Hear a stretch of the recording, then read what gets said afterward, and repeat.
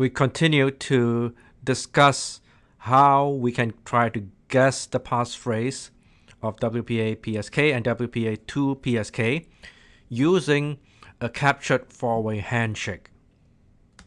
The four-way handshake, as we had already introduced in the last video, is an essential part of the signaling that happens in wpa-PSK and wpa2-PSK, because it is used to, among other things, have the two sides verify that the other side knows the PMK, which is the pairwise master key.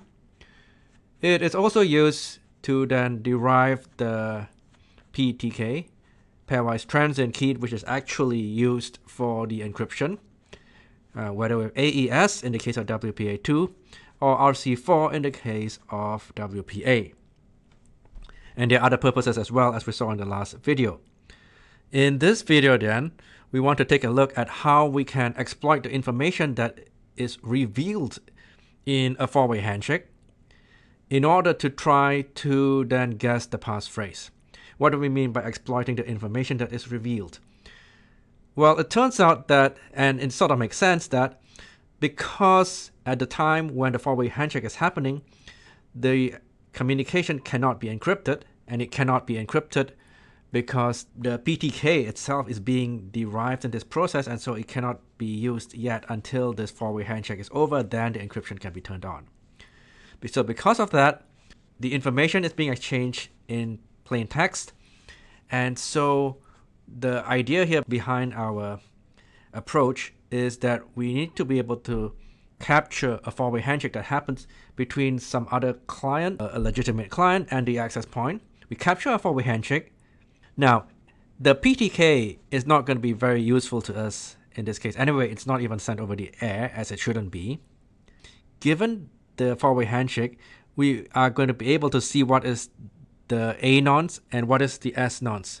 So remember that each of these entities, the supplicant and the authenticator, in this process of the four-way handshake, they are generating a nonce. This is a random number. And so they are known as the A nonce for the authenticator nonce and the S nonce for the supplicant nonce. This is part of the computations that are done in deriving the PTK. So once we have the A nonce and the S nonce, together with the PMK, we should be able to compute the PTK.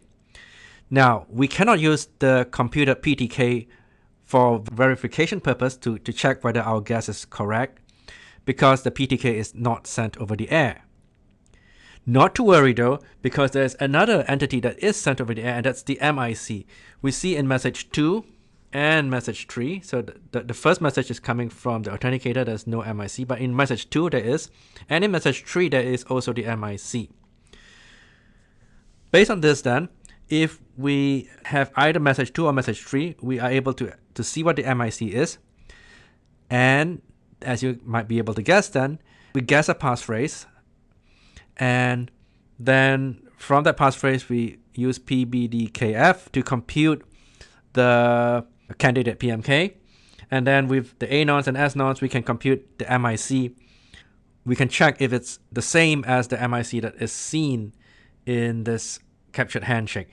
If it is, then we're successful and we have successfully guessed the passphrase. If it isn't, then we keep trying. So this is the way that it works. We just need one four-way handshake, because even if we use another four-way handshake, we have to still do the same computations. It's just another pair of A nonce and S nonce that we can use, and A nonce, S nonce, and MIC that we can use, and we would still have to pass in our candidate passphrases through the whole computation and see if we get the matching MIC.